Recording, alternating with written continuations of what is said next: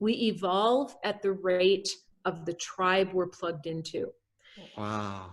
Yeah. And so I think plugging into a tribe that can help you understand what you've learned from the past and maybe help you see even bigger what's possible for you in the future is so much more important than the tribe who still thinks of you as like your 18-year-old self and keeps trying to kind of pull you back to that person, or who doesn't believe that you can, rock the world.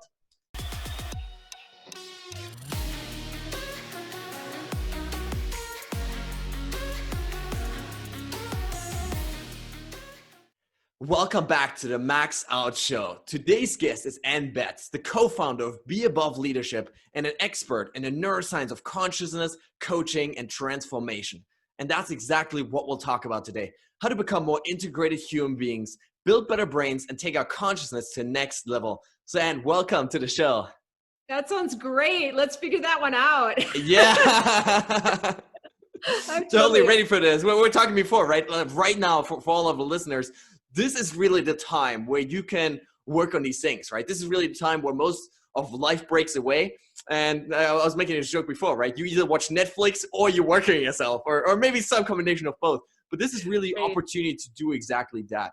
So maybe to get us started, can you talk to us a little bit about, this idea that, becoming better at life, however you want to define that, is first and foremost a shift from, being a human doing to being a human being. Yeah.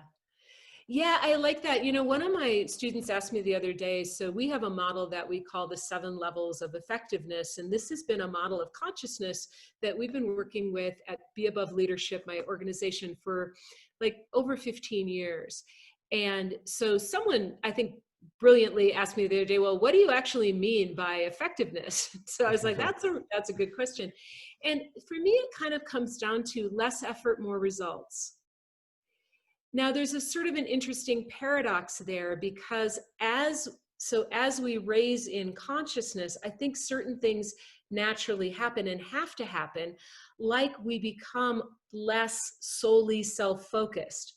So it's not a function of consciousness to be just looking at yourself and how do I get my results for me? And we'll come back to this, because you become more integrated. So, this less effort, more results. I think also you stop caring about quite as much about just getting your piece of the pie for you. Does that make sense, Max? Yes, for sure, for sure. So what is happening then when we become more integrated, when we take in more perspectives? Like, what is happening with that really? Yeah, that's been for me. Maybe just to step back a little bit, I started out like maybe a lot of people, just fascinated by spiritual teachings. I think ever since I was a little kid, and, probably a really little kid, and I was like, why are Wow. some people so mean? Like, really? Like, seriously, like, why are they so, Yes. sorry, I've got a little bit of activity going on in the Nah, background. well, people are gonna love that. Okay. And I couldn't, like, I really wanted to understand what made some people good and what made some people sort of closed in and mean. And so I went at it from the spiritual place and studied a lot of Buddhist philosophy, studied a lot of New Age philosophy, did a lot of personal growth. And then about 10 years ago, discovered neuroscience. And that was like a really interesting major piece of the puzzle, where I was able to say, look, this isn't just some nice idea that's sort of separate from, being productive or even profitable, but it is all part of the same thing. Um, Yes. and I can see if I can say there's a lot more to say about that. Yeah, no, it's so interesting, right? Because I mean, the first thing I want to point out here is, right, like it's a science. At this point, it's becoming a science, right? All the consciousness and everything, you can measure those things, you can track those things, you can improve those things, and so it's not just this woo woo thing, right? That like some people far off east, like in some kind of the woods is talking about, but researchers are actually measuring this Right. now. Yeah, I love that. And it's not this thing to me. I believe in meditation, I believe in mindfulness, Yes. but it's not the only way. It is absolutely not the only way. And I think one of the things that, you were saying earlier, like this time can give us the opportunity to look at ourselves. And if you can slow down and you can say, I am feeling and noticing fear right now, it's right in my face. What do I do with that? How do I work with that? How do I integrate that? How do I learn from that?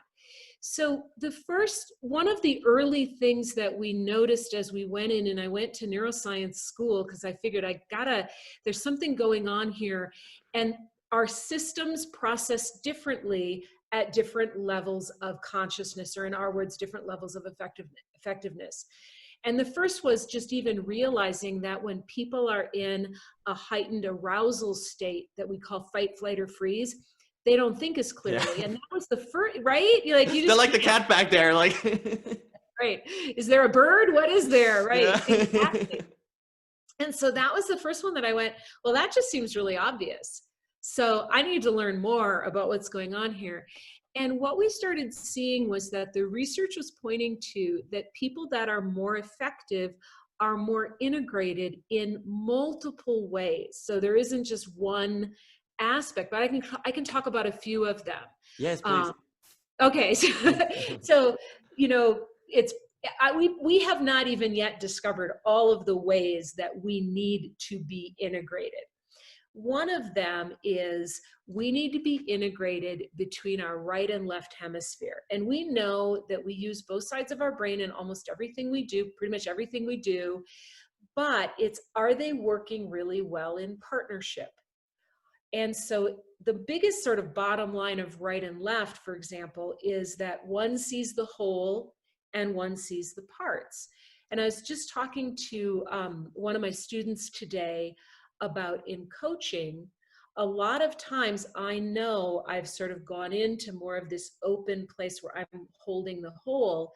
And then I also, when I'm doing it well, am leaning into this part of me that's going, okay, but hold on a minute. You just went way, way out in space.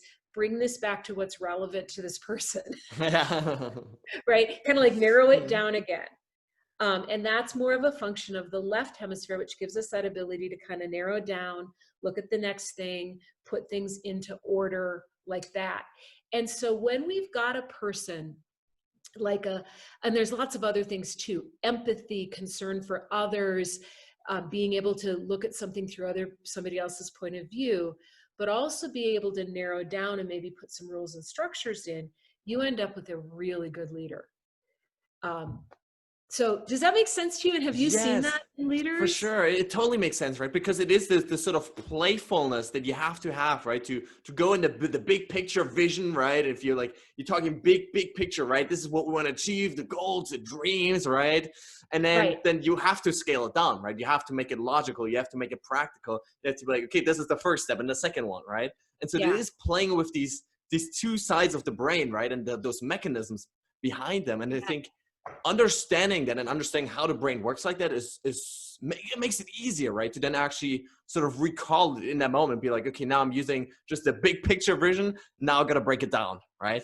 Yeah, exactly. That's a really good way of putting it. And I was thinking about, to leave politics out of it for a moment, I don't care what party they're part of, but I've been watching who are the leaders in the United States right now. And we're kind of doing, we're taping this during the COVID crisis, and we're doing things on a state-by-state basis. You can really see not our national leader, but our state leaders a lot of them are doing an amazing job. And I was watching our governor, a woman, and she was so doing both sides of the brain. At first, she was talking about how hard this is on people and that she can understand this. And, it's literally saying things like, I know whole families want to go to the grocery store, but that isn't the best idea right now. Right? Might not be the smartest thing. That's not the smartest thing, It's sort of, so she's saying this is a difficult time, and here are all of the ways that I am hearing from people that it's difficult. And you can just feel her heart is there, and she's looking at the big picture. And then she says, now here are the rules. Here are the rules that we need to put in place. Here's what we need to do. Here's how long I think we need to do it for. And then she goes back to, here's why. Here's the difference we think that'll make. This is how we think we will protect I live in New Mexico, all of New Mexico if we do this. And I'm watching and I'm like, man, she's just going back and forth. She's speaking from the right hemisphere. She's speaking from the left. And it's absolutely wonderful. And even people who aren't of her political party are impressed by her. So That's, I Yeah, think, kind of part of what it looks like in action. yeah, I totally love it, right? Because like what we've all probably seen as young children, right? It's like just someone telling you like, hey, this is what you should do. Or what you have It to ain't gonna work. You have to, right? Yeah. Like you're forced to eat the vegetables, right? Like it doesn't work, right? It's like we have to Right. be able, whether we're leaders, whether we're family, friends, like it doesn't matter. We have to be able to connect on an emotional level first, right? In order to then be able to say, hey, this is what you should do, right? Because it kind of saves lives in this case. So Yeah, absolutely. And I think what's really interesting is there's been research done on the most effective leaders. And what they found is that leaders who are either almost like too collaborative. I used to work in the NGO field, and I came to dread this phrase, which is, well, we need to involve all of the stakeholders. oh no. You want to rip off someone's brain, like We're like, that's code for yeah. it. Nothing is happening. Yep. Nothing's going to get done, right? And so there's a way that you can be sort of too open and never narrow down and never actually, make things into a process. And then in a lot of the corporate world, and I've had this happen too, where it's just like, this is what you need to do. Come in and do it. Don't ask questions. Don't ask why. And that kind of, it's sort of too restrictive. So when I think about integration, it's this beautiful place where the river's flowing. It's not too open that it feels like you're in a swamp, but it's not so closed it doesn't feel like there's any water running. You're just flowing along. And if you go too far to one side, the other side kind of pulls you back. That's a really powerful leader. That's a powerful parent. That's a powerful teacher. Anybody who can dance between the two is going to create a better impact around them. Wow, such a great metaphor. And like you say, that dance between the two is so powerful, right? Between the left hemisphere and the right hemisphere. Another one of those dances is the default mode network and the Yes. task positive network. Yeah. So can you share with us a little bit about that, about going, Yeah. present, future, past, and back and forth between those? I will. I love that. I love that you bring that up, because it's one of my favorite things. So we have two different, and this is, so I was talking about locations in the brain, right and left. We also have these two different networks in the brain, and each of them goes all over the brain.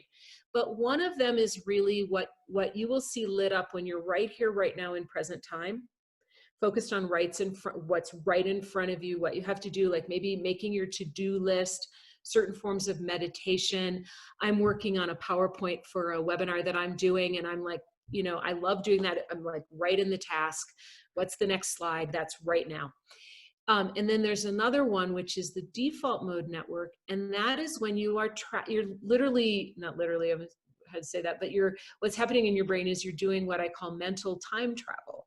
Yes. So you're reflecting on the past, you're pondering the future, and either one of these can also go to that over calibration place where you're spending all of your time, you're not present at all. And what will start happening is you'll start worrying about the future and regretting the past, Yeah. right? When you have too much time there. Yes. The other thing is that those days where and I'm thinking a lot of people have felt this lately, is where there's so much focus. Even if you're on Zoom all day, you're focused, you're looking at things, you're right now, what's happening. That becomes exhausting. And it also is not the most creative place that we go. So just curious if is that making sense? Yeah, no, for sure. That's making so much sense. I'm loving this, and I love this idea of time travel, right? Because that's what most people do, and I think especially in ways, if it's not managed, they're just completely unhelpful, right? We go back to those past hurts and pains and traumas and defeats and all of that stuff, right? So how can people learn to manage this time travel and time travel in a positive way, with like a button in their brain that says, okay, now I'm going to deliberately go back to this. I'm going to deliberately focus on the future and think about my goals rather than just swirling around in the endless chaos. I love that you're saying, I think there's an intention and a deliberateness, and that's part of being integrated. First, the first part of any kind of integration is understanding, oh, that's what's going on. My mind is wandering, I'm not present. Now, certain people in the whole mindfulness world, there's almost like a little bit of a bias. You should just be here right now all the time. But one of the big, wonderful aspects of letting your mind wander is it will sometimes find gold for you. Mm. So sometimes there's an answer that you can't get by just being present. But if you let your mind wander a little bit, I call it putting the wizards to work. It's like these wizards that can come up with these ideas if I let them alone. And so I might say, I need a new process to help teach people about, the task and default network. But I can't think of it in my conscious processing. I need to let my mind wander. And that's where you get moments of inspiration. So this idea that it's always better to be present moment, well, not always. And it can be really helpful to for things like if you want to think about what am I bringing into me? What am I intentional? What kind of future am I intending? Some people call it manifestation. Well, you need to be able to imagine the future. So Yes. that's but I think as you say, it's like, what's the button that keeps me from like dreading the future, but has me actually creating it? I think it is the intention of saying, okay, right now, sometimes you need some structure around that, like journaling questions. Where do I want to be in a year? What values do I want to honor more? What kind of person do I want to become? All of those, to journal on that, that's activating the default mode network, but in a positive way. And let me just say one other thing. The same is true about the past. The past has wonderful wisdom and lessons for us. And so if you never think about your past, now I'm just going to be here right now, right now, right now, you can't mine for the gold that might be there. Like, when have I been in a similar situation and I got through it? What did I learn? What can I kind of rely on? How do I integrate the past me with the present and the future me? So I don't believe in always being mindfulness. I believe in sometimes letting my mind wander. Yes, for sure. There's so much gold here, and I love what you're saying here about letting the mind wander, right? Because some of the best times, like usually the first hour of every day for me is like, I call it my victory hour. And so I go outside, usually in nature, either running or walking, and I spend my time in nature. I spend my time visualizing my future, right? Who I want to be, the values, the emotions, what I want to create that day. And it's like, it is not a necessarily focused intention on the present moment, but it's more of a wondering, but in the future in a positive sense. And it's some of the best times, best hours, best moments in my life that I have during that time. And I get so many insights, new ideas, new inspirations, new sparks, right? It is probably the best habit I've ever developed in my life. And at the I same think time, that's brilliant. yes, it is so powerful. I can really recommend it for anybody, right? Especially in combination with exercise and then maybe afterwards meditation, whatever. But then on the other hand, what you're mentioning is like this intentional going backwards in the past and intentionally reliving and learning and looking at what did I overcome, right? What did I grow from, right? How were the obstacles that I faced 5 years ago, right? How they simulate to what I'm facing today? Because oftentimes Yeah. what I found is you realize like, this is nothing new, right? I'm struggling with the same things today that I've struggled like 10 years ago, right? And I survived back then and I will survive today. Yeah. You're making me think of, I love that habit, by the way. And one of the things that um, we are very good at bringing to ourselves. I'm sort of struggle like how to speak about this. There's some research on the science of synchronicity and how do you create those kind of wonderful magical coincidences that can, like take your life in a whole new amazing direction. How do you be this person who sets an intention? What's the power of that? Well, one of the things about it is it tells you what to look for.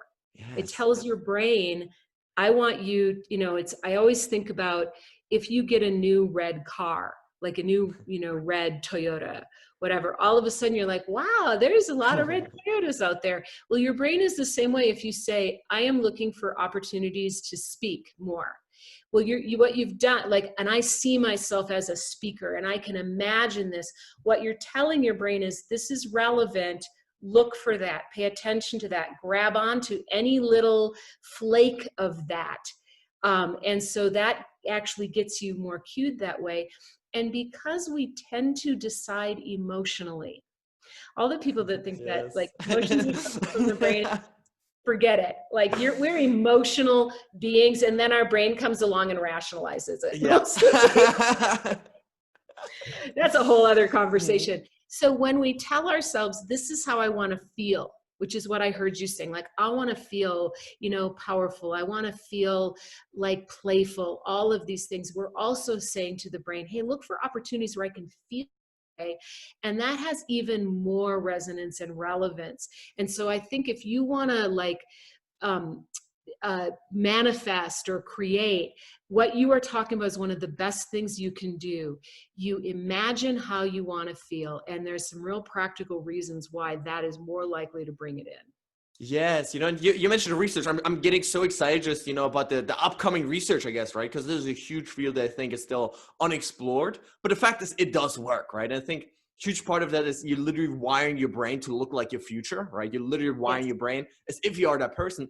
And at the same time, what I found is like when I'm in this emotional state, right, of like energy, excitement, right, when I'm feeling like right now, basically, it's so much easier to take action, right? It's so much easier to do the things that are hard and difficult and sometimes even painful because you're feeling great, because you're pursuing that vision and you're not stuck in a state of dread and anxiety and fear.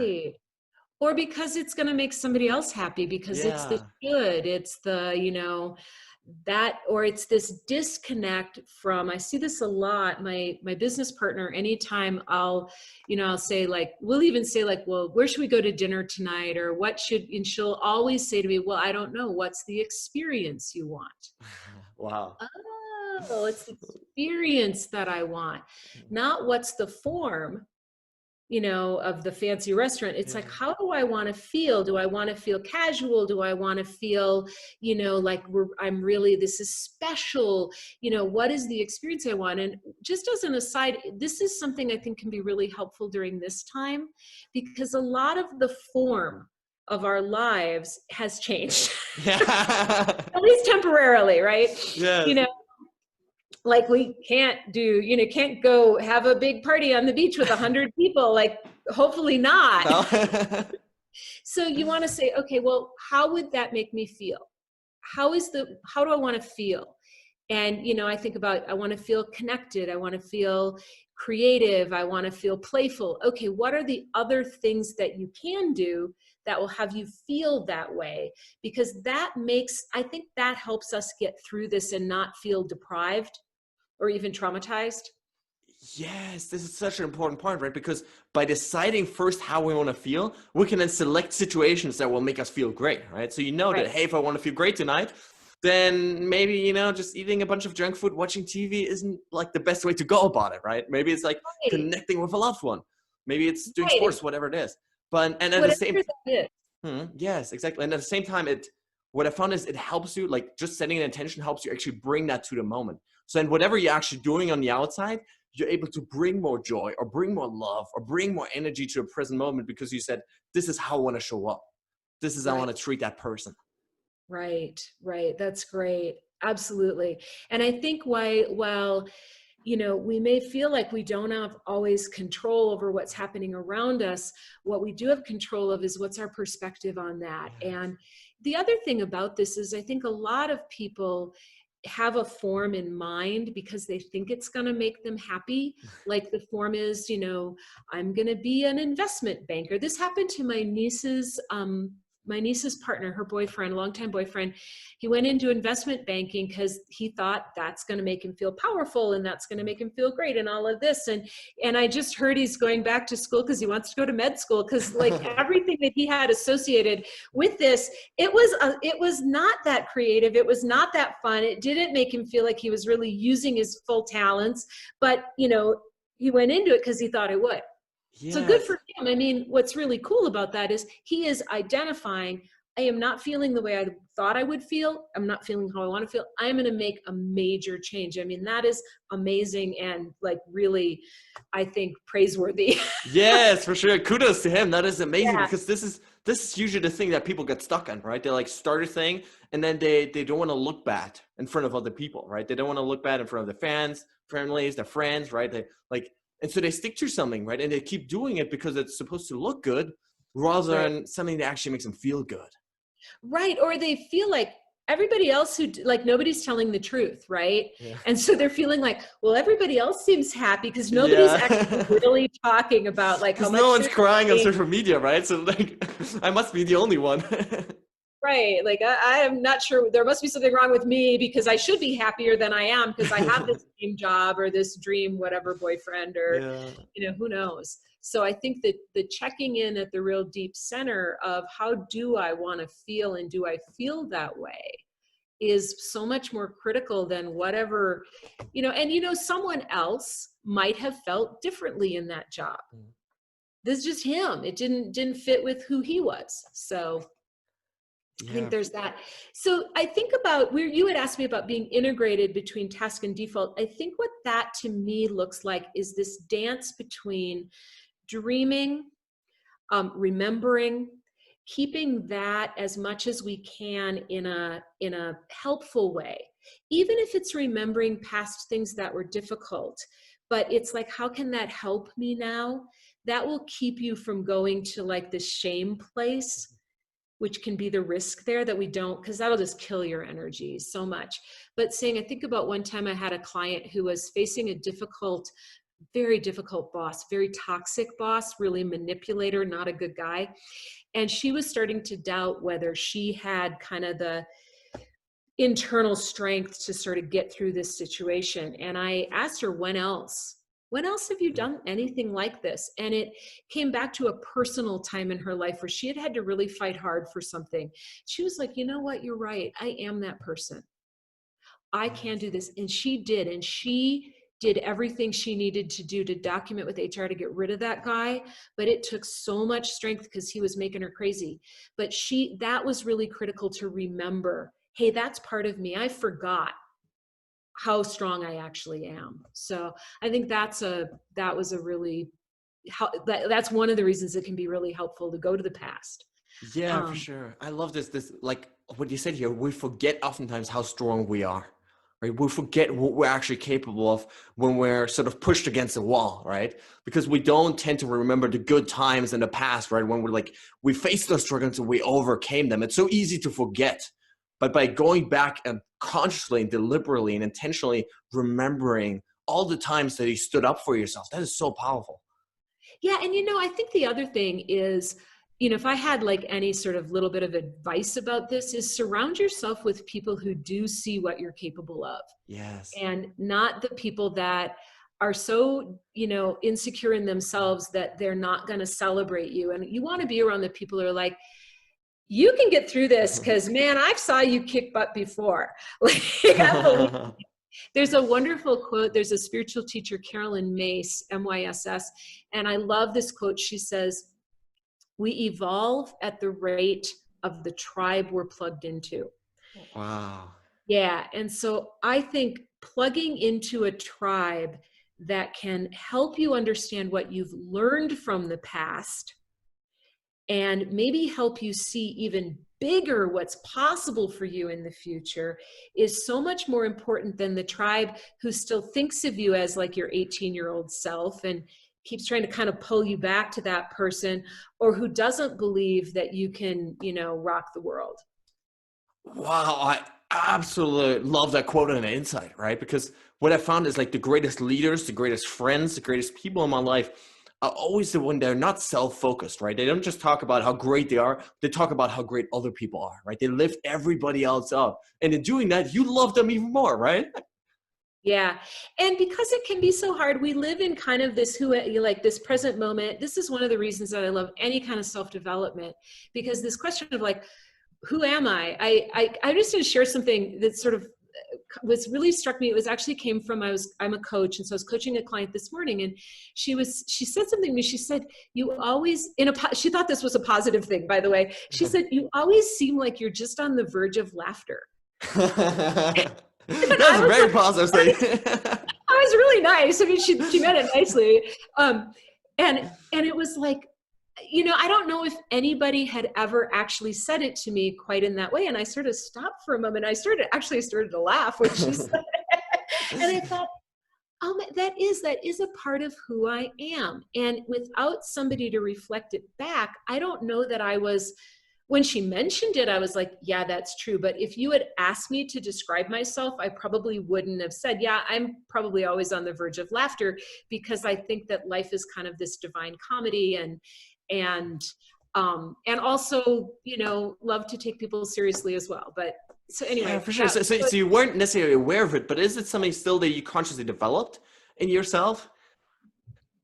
I think that's a really good question. That's a really good question. Did I develop it?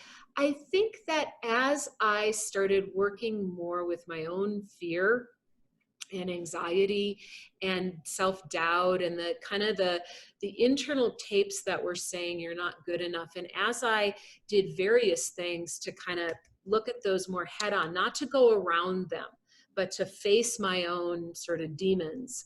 And some of that was more just being present to how it felt when I started feeling, like I wasn't as good as other people, or I was anxious about something that, probably because it comes back to that, I thought, I'm anxious about a presentation because I'm afraid people are going to judge me, and they're not going to think I'm as good, and I can feel it in my body.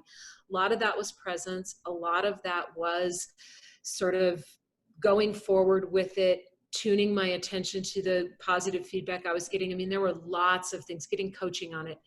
The more that I started seeing that I didn't have anything to prove, I think the funnier I found everything. I mean, No, I'm loving this, right? Because like the moment that like those insecurities break away, like you're left with like this just true joy and beauty, right? yeah, and I think, did I try to develop that? No, it just, once I got rid of all the other shit, that's what was there. Yeah, right. Once you like spill like the negative stuff out of the glass, right? Like you can fill up with the positive finally. Yeah, exactly. And that's for me, I think because of my personality, it is humor, it is lightness, it is, you know, that's what's there when I stopped being so worried about what people thought of me. That was making me more kind of in that sort of academic, serious way that really is not who I really am. And so when I, like I think about, I teach neuroscience, and, the first time that I went out, Max, to teach it, I thought the neuroscience police were going to come and arrest me. What are you doing? Like, yeah. who are Calm you? and quiet and right? Like the whole imposter syndrome. And the more yeah. that I just did it and realized that that somebody could ask me, hey, what about this thing in the brain? And have you heard this study? And that I could just look at them and say, you know what? I don't know that. That's fascinating. What do you know about it? Or let me go look it up. And that I didn't have to know everything, that I knew enough and that I brought enough. I think that was probably the major, if I think about any accomplishment in my life, it's been learning that I'm enough. Yes, I absolutely love that. And it's so powerful, this realization, right? That like, even if I'm not perfect, even if I don't have all the right stuff, I'm good enough, right? Like the way I Yeah. am, me as a person.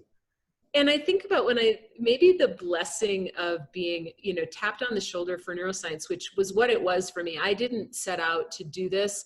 I just kept it just felt like somebody knocking on the door, like, hey, there's something here. People want to learn more about this. And I was just like, shut up, go away. Until I finally did. By the way, I think if you're looking for life purpose, listen for that. Listen to that thing that keeps knocking, that question that bothers you, that won't leave you alone. That's what you're supposed to do. Yes. That thing that drives you crazy, like, and for me, it comes back to what I was saying earlier, like, why are some people mean? Yeah. That's the question that has bothered me since I was a little girl. So find that question. But one of the blessings of it is nobody knows everything about neuroscience. Even neuroscientists don't know everything about neuroscience. So there was this kind of like weird, I took on one of the most complicated things that you could for a lay person to try to teach and be rigorous and be credible around. That's what was I thinking? But at the same time, because it's so complicated, it also, like, it's totally okay to say, I don't know that part of it, because nobody does. Yeah. Nobody knows everything. You did, like, I don't care who you are. Yeah, and I mean, usually a beautiful thing is, right, once you're like usually if you're sitting in a meeting, whatever, you're saying, like, you raise hand, I don't know. Usually like 5 other people are the same. Like, they're like, yeah, I kind of don't know either, right? So like accepting that and openly and publicly declaring that, I think is one of the most freeing things we can do. And so I want to go back to this purpose thing that you mentioned, because I absolutely love that, right? This pursuing the thing that like keeps knocking throughout your life. Yeah. What was yours? What's the thing that started knocking on your door that just wouldn't leave you alone? For me, it was exactly this. It was the mental game, because for such a long like time in my life, ever since I can remember, really, I struggled with it. Like I was depressed. I was, just like suicidal at points. Like I was really bad, and so I didn't have the mental strength to actually live the life that I wanted. And so for me, it was figuring out, how do I change? How do I change from the inside out, right? And once I learned, hey, this is how you make changes, right? I sort of selfishly began studying psychology, now doing my master's in positive psychology. So it was all about, just in the beginning, how can I become better? And then when I learned how to be happy, how to motivate myself, I was like, this stuff is so freaking cool. Like I got to share it. And so that's the mission I'm on now. And it's a thing that wakes me up at like 4 a.m. in the morning and makes me run outside and, shoot videos or create content or read about stuff, learn about stuff, because it is that thing that keeps me up all day and all night. And so that's why I'm connecting with this so much. And I think listening to that voice, right, is one of the most powerful things you can do in your life. Yeah, Max, and I think what's really interesting is sometimes it does come, one of my friends who's a leadership trainer, he says our greatest pain is our greatest leadership. And I do think that sometimes that voice knocks because you have been through some shit that you don't want other people to have to go through. And it was hard for you to find your ways out, or you found some ways out, and it just was too important not to share. See, that'll keep you going more than money will, more than, even people patting you on the back. It's that desire, that burning desire will keep you going through so much. And I think is not the thing that you can't just hand that to somebody. That's the part you have to find for yourself. Yeah, it's like you say, like, you can't stop yourself, right? You can't stop yourself from doing it, because I couldn't imagine myself doing anything else on this planet, because it's just too important. Because I've had so much pain in my life through this, so that like I have to share it now with people. I have to pay it forward. I have to help other people so they don't have to go through the same pain, or so they can, not even through the pain necessarily, but they can experience the same pleasure and happiness and fulfillment and joy on the other hand, right?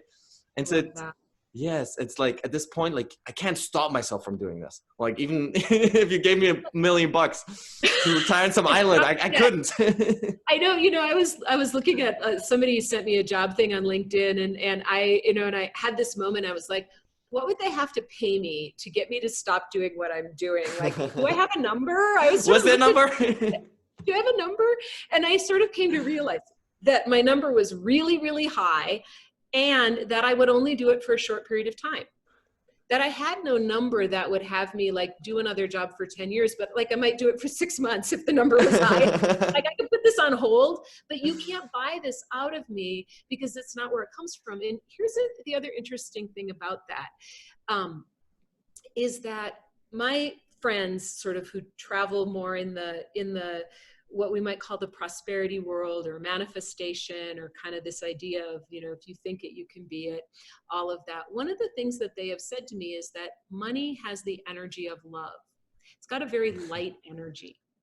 And so when you are in love with what you are doing, you are an energetic match for money.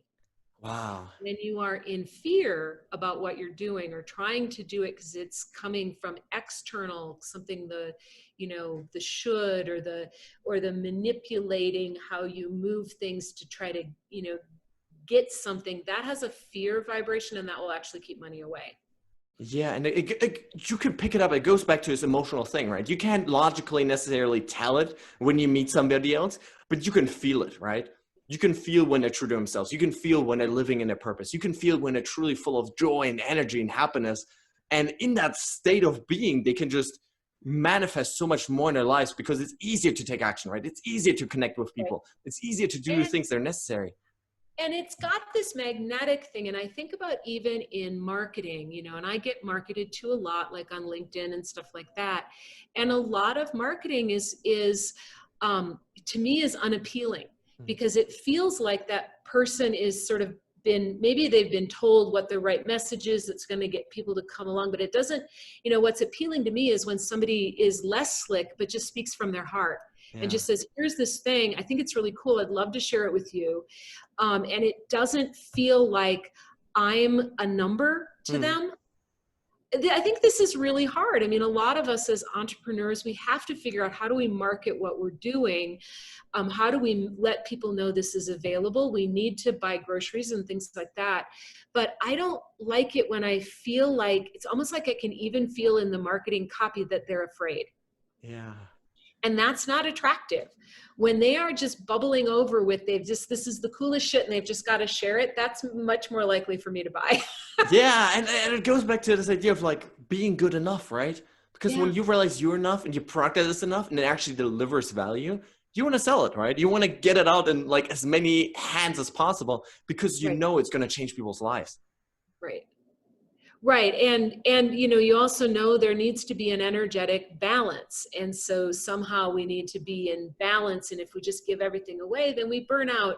And that's not even, part of the concern there is, if we are not being fed energetically, it's not even just that we burn out in terms of we don't have enough money. What ends up happening is we start losing some of our, qualities that make us so wonderful, like compassion. If you don't get filled up back up again, you get compassion fatigue and you stop caring as much. And so it is this really interesting paradox of, you can't do it because of the money, but you do need to be supported. And I think that gives us this very interesting dynamic balance that there's not one answer to, but that I think about for entrepreneurs. You have to keep looking at, what is my authentic offer? What is my authentic excitement? How do I convey that? And just keep working it probably your whole lives. Yes, for sure. This is so powerful. Now we talked a lot about ways to integrate our lives. Are there any more, ways in which we need to learn to integrate other than, right hemisphere, left Yeah. hemisphere and all that? Is there anything Yeah, else? it's pretty cool. I think the other one, the big one, I think there's lots of others, but one of the big ones is, I think about it like this, sort of the bottom up, top down. And in neuroscience, for some people, usually not people on the real authentic self-development path, but for some people, there can be this feeling like, this is the most important part of the brain. It should be in charge. This part of the brain that's somewhat lower down in here, back behind my face, is more emotional and it's irrational and it's kind of out of control. And you need to get that part of your brain under control so you can be logical and go forth like that. Probably pretty clear I don't believe that. Yeah. But I do Boring. believe, That's called boring. oh God. And it's also, it's not actually the most effective. So what you want is, you want this integration. So what you want is the information that may be being taken in by parts of your brain that that play a larger role in looking at what are threats, what should I be afraid of, even what do I love, all of sort of the emotional flooding. They're more connected to the hormones that have more body sensations that we associate with our emotions. These parts of the brain have really important information, critical information. And in fact, they've probably already made the decision about things. This part of the brain can process it and can work with that information and can discern, okay, this is action. And that's where a lot of times we have to do journaling and coaching and things like that to try to figure out, okay, is the reason that I'm experiencing this anxiety right now because there's really a threat? Is it an old habit and pattern? And you need this part of the brain for that. You need to be listening and then be working with it. And so sometimes you need to calm that down, because maybe, like when the quarantine first hit, I had kind of a bottom up response. My body, my, fear areas more associated with fear, like, oh my God, like I had to cancel some big deal stuff. I had a dip in income and I went into like, oh man, this is not good.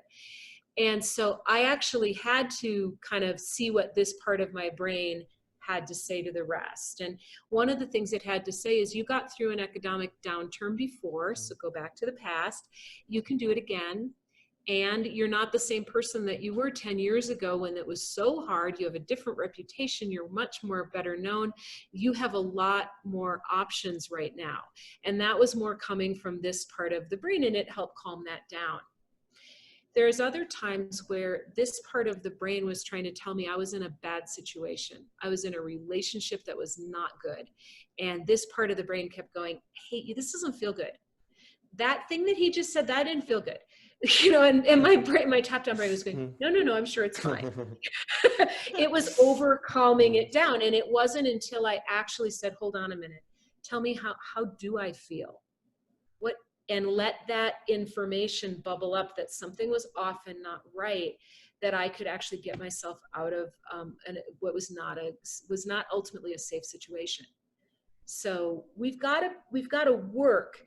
I think the more that we practice, the better at discernment we get between what's real, what's an old trigger, what we can do about it, all of those things. It takes some practice, but you don't want to just shut down your emotions. And you also don't want them to always be running the show, because, then you can't do anything.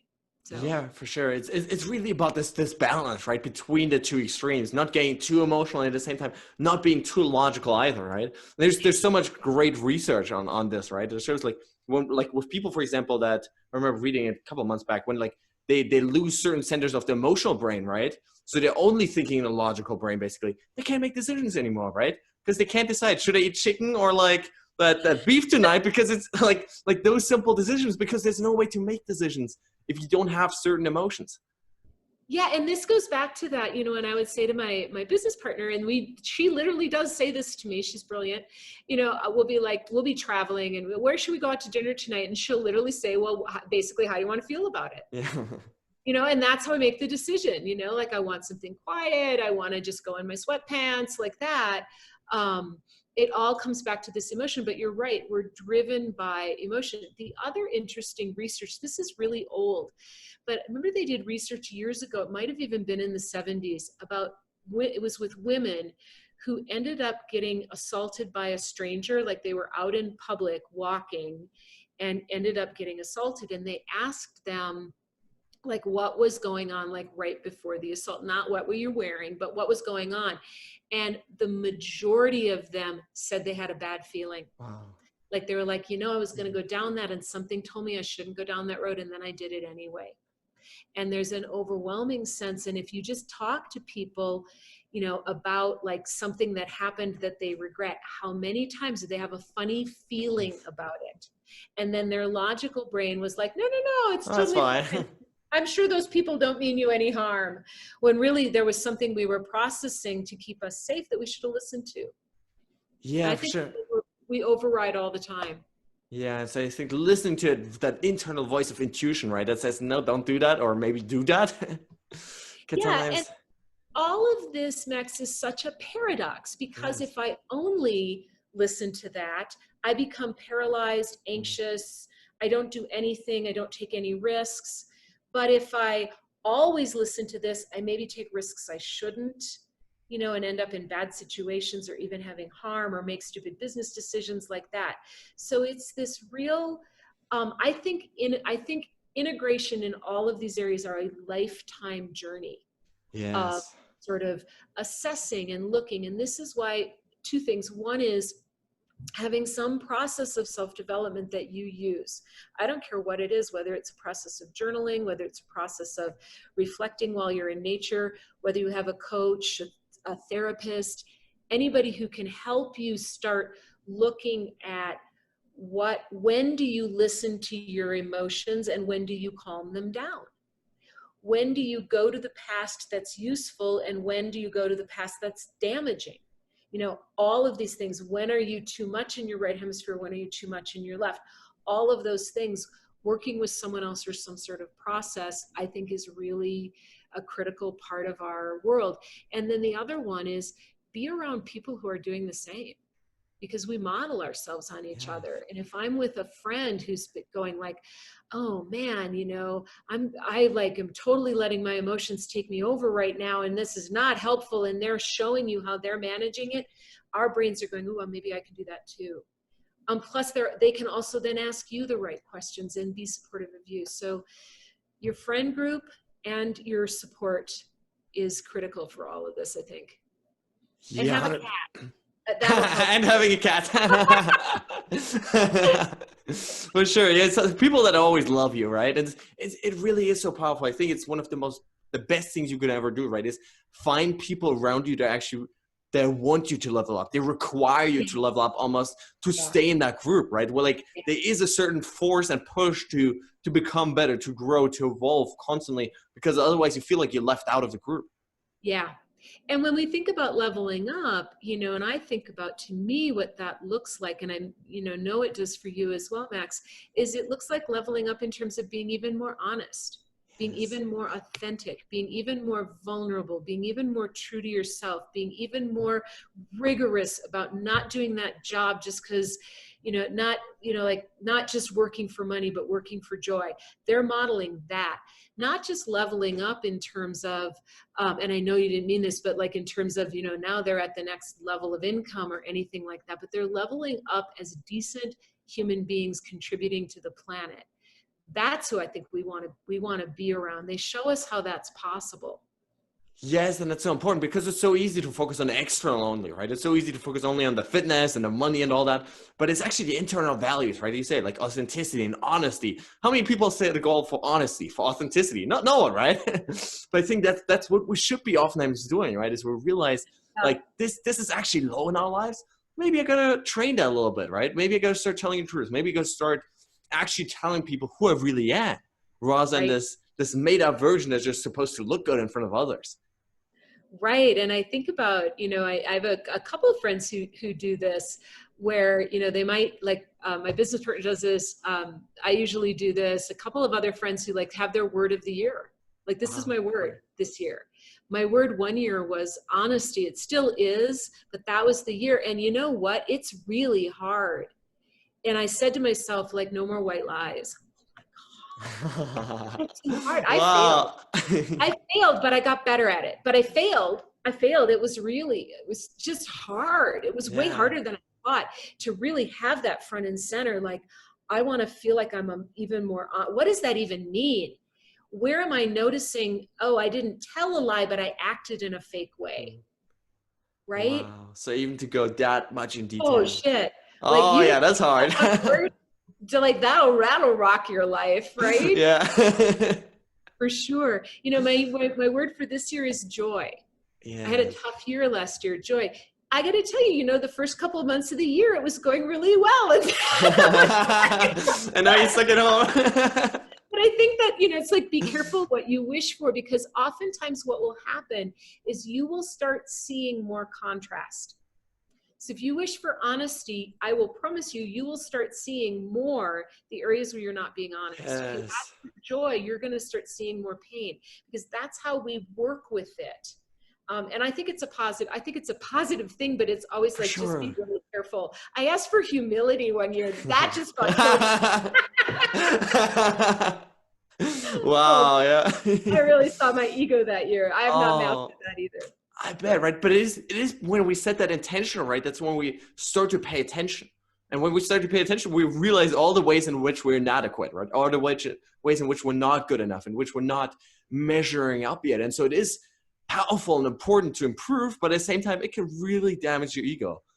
Yeah, and I think there is this one of the things that I think is really important in consciousness, and one of the things that develops at higher levels of consciousness, and I think this is one of the things that meditation helps with, but lots of other personal development does as well. And I think it is developing what we call the observer mind. And I think that was a critical part of me being able to be more joyful and find more humor in the world, is that because it's the difference between, I saw this beautiful illustration that somebody posted where they were talking about emotional healing, and they were saying, sort of, part one, you're in the water, like drowning in your emotions, right? And then part two, you're like in a kayak or a canoe on top of the water. So they don't go away. But, you know, so it's like if I do something silly and somebody criticizes me, I will still have that feeling of shame. I promise you, that's a, you know, goes way back to childhood. I'm going to have it. Can I observe it? Does it start to make me feel like I'm drowning again? Or have I developed some strength? And this is actually strength of this part of the brain, not as the only thing that's important, but can I actually go, wow, that is interesting. That whole shame thing just came up again. I just had this I was teaching a class, I was working really hard. I had this long Zoom conversation. It was just a tough thing. And one of my students midway through was like, hey, do you have a minute for some feedback? And I was Oh my like, gosh. yeah, the look on your face, I was like, oh God, I don't really think No. I do. And what was interesting is that I can't, you know, that whole kind of shame thing came up about, oh, I was like scanning, what did I do wrong? What did I do wrong? We ended up talking a couple weeks later and she didn't even have the feedback anymore. I don't even know what it was, but I'd already gone to this place. But I kept working to say, let me observe this. Let me notice this. I'm feeling it and I'm watching it. So I'm kind of in these both places at once. And the more we can do that, because life is going to keep throwing stuff at you that's going to maybe bring that anxiety up or anything. Can you watch it? Can you be curious about it? Can you have compassion for, you know, the stupid thing you said or the embarrassing thing you did? Can you have compassion for yourself? Because that moves it through more quickly. Yeah, for sure. It's so important, right? Just learning to forgive ourselves, right? Because the reality is we're all going to fuck up, right? At some point, like no matter how much you try, how motivated you are, you know, you're going to mess up in life and that's okay. But like how quickly we are able to get back up and get back in the game, right? Is really the critical aspect. And that depends on forgiving ourselves and just being self-compassionate. So I love that. Yeah, I want to say one other thing about that. If you think about people who have really difficult personalities, really toxic, you know, stuff, and we might even, you know, say like the sociopaths, psychopaths, narcissists like that. One of the things that's critically missing is empathy for self. And because they can't have empathy for themselves, they can have empathy for no one else. They go hand in hand. So the degree to which you can laugh at yourself, you can have empathy for yourself, you have more, it expands out in terms of what you can bring to other people. And it's a critical thing that's needed in our world. And it's talk about the emerging research. There's a whole emerging research field on compassion. You probably know this because you're in positive psychology, but that it is more like doctors that have more compassion actually, and hospitals where most of the doctors have more compassion, they're more profitable. It's the key to everything. Yes. Everything. Patient outcomes, patient wellness, it all comes back to compassion will get you so far. And here's the thing, if you cannot have compassion for yourself, forget having compassion for other people. So it starts here. Yeah, it goes back to this idea, like we have to take care of ourselves before we can go out and change the world, right? Before we can create that influence and make those changes, we have to change ourselves. We have to become better ourselves first, so then we can actually create change. Yeah. And that's how you avoid the burnout where you start. I mean, I think I said, if you can't have compassion for yourself, you can't have compassion for others. You can for a while, but what will happen is that without taking care of ourselves, we run out of energy for other people. And then they start feeling like objects rather than humans. And I was watching, just one last thing, I probably have to go soon, but I was watching this show, Madam's Secretary, and she's dealing with, on the show, she's Secretary of State for the US, and she's dealing with the guy from China, and they have this moment where they each share, like they both lost their parents quite young. And she looks at him and she's like, oh no, now I'm gonna have to start seeing you as a human being. Not just China. So I think wow. it's the key to everything. Yeah, this is so interesting. Let's shift gears here a little bit. What are the biggest misconceptions that you see people have about neuroscience and transformation? Oh, that's such a good question. what are the biggest misconceptions? I think that the biggest challenge, maybe help me with this if this is where the misconception comes in. I think the biggest challenge around neuroscience is people engage with it theoretically. So I'll give you a really practical example. Like if I go out to a group of people, reasonably well educated, and I say, who has heard of neuroplasticity, which is the brain's ability to change itself? A huge percentage of people will be like, yeah, the brain can change and all of that. But what I find if I start talking about them is very few of them have ever thought about how that applies to them. Yes, so true. And so I'll say things like, we'll start looking at habits that you're doing, maybe a bad habit that they want to change. And if I have them break it down and say, like, what's the energy you're putting toward that habit? They might say, like, I want to stop snacking late at night. And and yet they're still doing it. I'm like, that's neuroplasticity. Every time you eat that snack at 10 o'clock at night, you build a stronger wire towards eating that snack. They look at me like, you just told me that it's the brain changing through habitual actions. This is, that they don't get that connection. Yeah. So I think it's that neuroscience, maybe because it's science, it feels like this thing that's over here rather than this thing that's happening all the time. Yes. All the time. To you. You can't escape it. No. You can't escape you. And I think this is one of the problems with often the way that it's taught. So when I went to graduate school in neuroscience, I went to the Neuroleadership Institute, and it was just, they didn't quite know at that time, I don't know if they've gotten any better, but they didn't really know how to link it to anything. So it's this interesting stuff. And then what difference does it actually make? And so when people say to me, or they introduce me, which luckily you didn't, like, Ann Betz, and she's a neuroscientist, like, I'm not a neuroscientist. I'm a neuroscience translator. I'm really good at linking it. I'm really good at taking the language of science and linking it to the language of human development so that it matters. Because I think for a lot of people, the two don't come together. And what's the point if they don't? Yeah, that's the thing, right? At the end of the day, all of this stuff is really just meant to have people live a better life, right? It's not just to have some more knowledge, it's to actually change the world with that knowledge, change your brain, change your life. And so if you're listening to this and you're not applying any of the stuff that we talk about, you literally just wasted an hour of your life. So way to plug my podcast right here.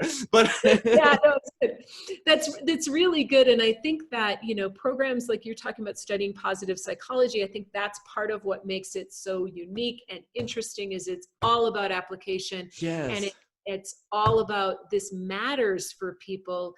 And I remember I was a philosophy major, and even then, by the time I went to college, I'd already done some pretty intense personal growth. I got into that field pretty early on, personally, not teaching it. And so when I went into philosophy, I remember asking my advisor and my teacher, okay, so what? And they're just like, like, what do you mean?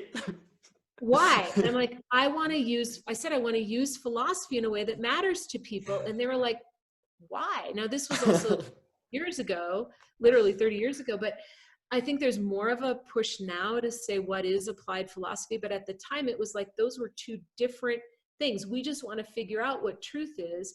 And I thought, well, what difference does it make if you figure out what it is, if people can't become better? Yeah, I love this point, and like the reason I have like a love-hate relationship with philosophy is exactly that, right? Like there's certain aspects that are just not interesting because it's about figuring out the truth, whatever, but it has zero application to life. But then there's these beautiful parts, Stoicism, for example, which I'm a huge fan of, right? Are you a Stoic? Yes, like, it's just talking to my family. Accepting what is, right? Like accepting what is. Yeah. Yes, accepting what is. I was talking to my sister actually just today at dinner. I was last year in the summer. I was living in Munich, started my own business, right? Basically just running workshops. And I didn't have the money to actually have like a home. So I was just sleeping in my open office, right? And on a yoga mat, right? And it's like for 2 months, I was just there sleeping on a yoga mat. I couldn't, actually go to sleep before midnight because people weren't supposed to know that I was sleeping there, right? So I was hiding until the guy would leave, right? And then at midnight, I'd crawl in my bed, wake up 5 a.m. and do the whole thing again, right? That to me was like one of the harder things. And it was about accepting like where I am, right? It was about deliberately seeking this discomfort on sleeping on the yoga mat, which was basically just the ground because that's what it felt like. Right. But yeah, which I can't recommend it for your back pain, but it was a great lesson. And so, yeah, I'm a huge Stoic fan. And I think, yeah, for our listeners to this, like finding the things that actually work, finding things that are actually practical, that you can start applying in your life is so important, right? Because not enough to just listen to this, right? It's like, I'm having a great time here. I'm enjoying this. Like I could do this all day, but at the same time, it's not enough to actually change your life. You have to start applying the things that you learn. Right. And I think this is, I mean, a couple of things about that. One is that when you take something like philosophy or even neuroscience and you take it into application, you may lose some of the fine tuning of what it is at its purest form. It doesn't mean that you make it inaccurate, but to me, I'm always trying to dance between this rigor and accessibility. And how do I help coaches learn about coaching using the right and left hemisphere that's still rigorous, but also translates to people? That's sort of an interesting challenge. I think the other piece about that is that it's one of my, it's integration. And so I think about mindfulness to me is like going to the gym. It's building some structures in your brain that help you focus. I think it's a really good thing, just like going to the gym is a really good thing. But then the question is, what are you going to use it for? If you go to the gym every day and you build up your muscles so that you're a better mafia hitman, you can build up your internal mental strength so that you're a better bond trader. Maybe that's okay. I'm not saying that that's not the same as being a mafia hitman. You're a better mafia hitman, but you meditate. Yeah. I think what's the integration is, what are you doing with it in life? In terms of all of these things. So wonderful. So how do you then take the presence in that moment that you achieved in meditation and bring that into your parenting? And bring that into your, work with someone, or bring it into your own self-compassion. All of these things, they need to be out there. The things we learn we need to mess with them in life. And that's where it gets messy and we make mistakes and we learn. Yeah, for sure. No, and I'm super curious because as a coach, huge part of that is asking those challenging questions. So what is the most challenging, the most difficult question you've ever asked, either yourself or someone else? It's funny. It's the hardest question is, what do you want? It's the simplest question. And when I started out, it's interesting because that one, I knew the answer, it's like, oh my God, that's going to be a tough question. And then as you're saying the question, I thought, no, I know what that is. When I first started out as a coach, I thought it's going to be really hard to help people get what they want. That's going to be hard. It's not always easy to get what you want. And I was like 6 months in and I thought that is not the hard part at all. The hard part is nobody knows what they want. Yeah. Because that is a lifetime of unpacking, and it changes and it unfolds. And it has a lot more to do with being than getting. Yes. What do I think of it as, it's a very awkward way of saying, but ultimately, who do I want to experience myself as being? Is sort of the biggest, what do I want? Because as we talked about before, anything that I have is because I feel like it's going to give me some experience. But so that's ultimately the question is, who do you want to experience yourself as? If I have 1 million followers, it's because I think it's going to make me feel popular. So what do you really want? You just want to feel popular. And having 1 million followers may not actually even ever do that for you. That may be I wanted at one point in my life, because I was working in the NGO world in nonprofits, I wanted to be the executive director of a nonprofit organization. That is what I wanted so bad. If you said, what do you want? That's what I want. So I became one. It was hell. I hated it. So even my association that's going to give me what I want didn't give me what I wanted. Because what did I really want? I wanted to experiment with human development. I wanted to explore how it's possible to be human. That's what I really wanted. Yeah. And that has lots of different forms. Yeah, it's beautiful. It's like life becomes your playground, right? And you Yes. get to figure out every single day how to play that game better. I love that. Yeah. Now, one thing I ask every single one of my guests is their favorite failure. A failure that has in some shape or form actually transformed you into a better version of yourself. So what's your favorite failure? It's a good one.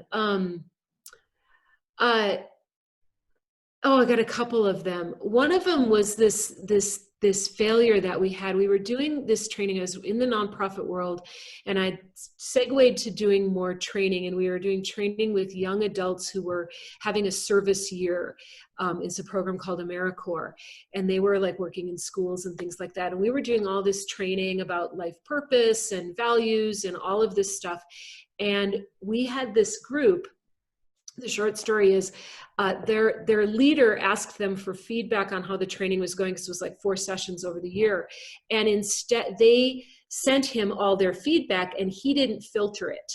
He didn't like put together themes or anything. He just forwarded it right on, and they didn't know he was going to do that. So they were really mean. And they would not have been that mean to us if they would have said, send Ann and Ursula this feedback. They sent it to him, and he just sent it on. And it was really hard. Wow. It was really, really tough. It was like that they felt disrespected. They felt like what we were doing was stupid. It didn't apply to their work. I mean, it was like this huge failure. Talk about bottom up. Oh my God, I can feel it today. And luckily we had a few weeks, and we went through this whole kind of, how are we going to deal with it? And, and the first response was, well, we're going to tell them a thing or two, young punks, we're getting paid very much. And, we were like driving all over the place, leaving our house at 6 a.m. to go train them. So, and somehow I think it was divine intervention, because we're trying to figure out what to do. And when we got there, I felt like somebody else spoke to me. I don't know where it came from. And I said to Ursula, we're not going to do anything. We're going to tell them. This did not come from me, because my ego is way too big. I was in the hands of somebody else. And I said, here's what we're going to do. We're just going to tell them that we got their feedback and that we heard it and that they're right. Wow. All we're going to do. And so they came in, these nice young people came in the room, and we said, we got your feedback, and Fred forwarded it on, and, and we listen, we really get it. And you're absolutely right. We have not asked you what you wanted. We have not checked to see that this was relevant for what you're doing. And you're 100% right. And they were, first of all, like super embarrassed that it had happened that way. And we just like waited. And then they were like, they started saying things like, well, you know what? I haven't really been a very good participant. I haven't really taken advantage of what you had to say. I haven't really been present here.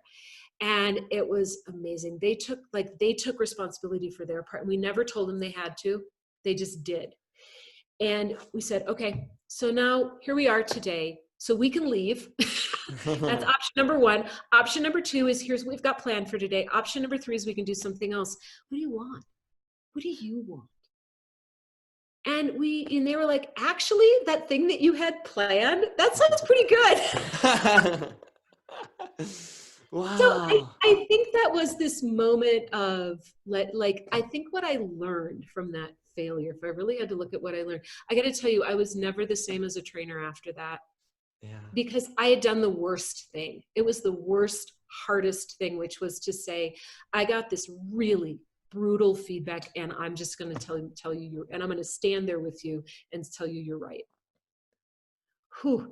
Wow. And I think it took away the fear of, I think from that moment on as a trainer, not that moment, but I think I started growing into this ability to just be like, yeah, what do you need?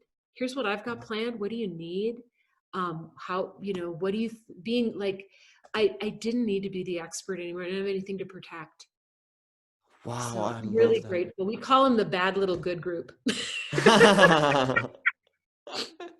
No, such a beautiful story. I think it really shows this importance of being vulnerable and accepting even that maybe right now today you're not as good as you want to be, right? On that day, you weren't the person that you had to be in order to achieve the dreams that you wanted, right? But it didn't stop you, right? You just had to accept and face reality and then move forward with that knowledge of not being good enough yet, right? And I think this willingness to say, okay, today I'm not good enough yet, but tomorrow I can be, by addressing those flaws, by not just hiding from them, right? Not running away, but actually saying like, hey, this is the truth, this is where I am. How do I get better now? Yeah, and I think I love that because that was so hard. Must have been painful. And basically, and also learning that the reason that I failed is I was trying to be good enough. Yeah. We were trying to do it right and have it all figured out and come in our little and know what they needed and have everything prepared in the right way and be the experts that we were supposed to be. And what I learned was I got a lot further when I let go of that. We just let go of it. Like, it's not even that I didn't anticipate enough what they wanted. That was my problem. Yes. And when we got authentic with them, from that moment on, we could do anything. We could do anything we wanted with them by just going, okay, well, what do you guys want? Hey, here's what we're thinking of doing. Will that fit? What are your concerns right now? And it just took and I see so many trainers kind of come out and try to impress and try to, prove that you have a right to be there and you are smart enough to be there, rather than trusting that you've got something. Hopefully you've got something that's worthwhile sharing. Start there.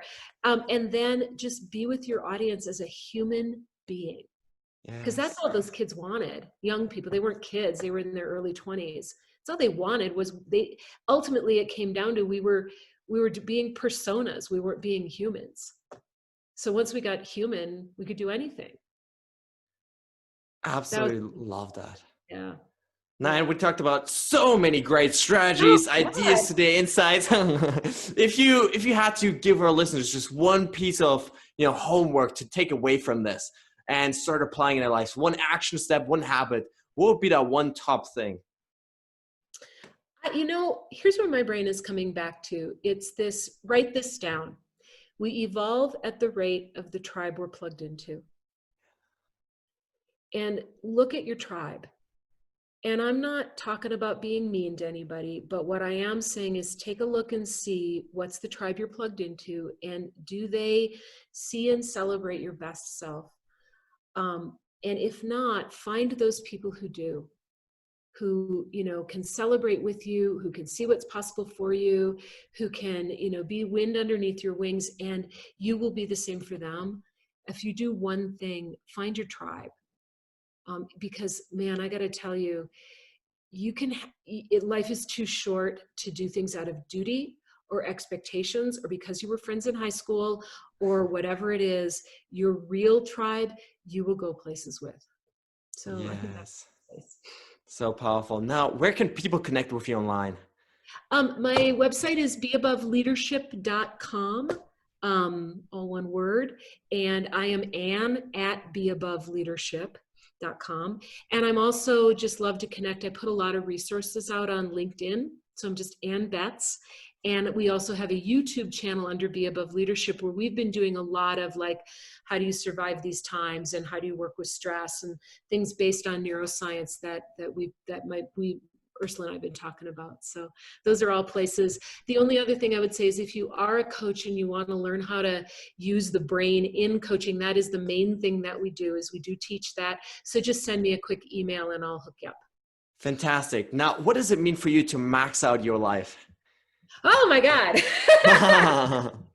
There is this, so George Bernard Shaw said, I want to be thoroughly used up when I die. I want to be thoroughly used up when I die. I want to feel like I have given everything I've got, but that I've done it in a way that I didn't flame out, that I've done it in this like sustainable way. But that to me is maxing out my life. I want to be used up when I die. I feel like you've done this on the show today. I really appreciate it, Ann. Thanks so much for coming on the show. Yeah, and thank you so much for having me. It's just been a delight talking with you. All right, guys, that's it for today.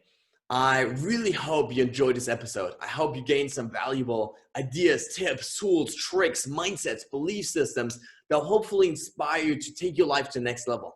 At the end of the day, guys, it's all about application. The only thing that's going to set you apart tomorrow from where you are today is how much action you take with those ideas that you gained. And so I really want to challenge you at this point to, not just listen to this passively, to not just consume this, passively, just thinking about other things, but to really take those lessons, take those ideas that you just gained and start applying them to your lives, to really start taking action and sprinting towards those goals and those dreams that you have in your life. Now, guys, at this point, I want to ask you for a huge favor. If you enjoyed this episode, please consider heading over to iTunes and leaving a review, as that helps me really grow the show and reach more people, impact even more people around the world. If you have a family member, a friend, a loved one maybe that you think could benefit from this content, please consider, sharing it with them, forwarding to them, as that helps us really build a community of like-minded people that are all about maxing out their lives. Now, guys, with that being said, thanks so much for tuning in today. I really, really appreciate it. Stay strong and see you tomorrow.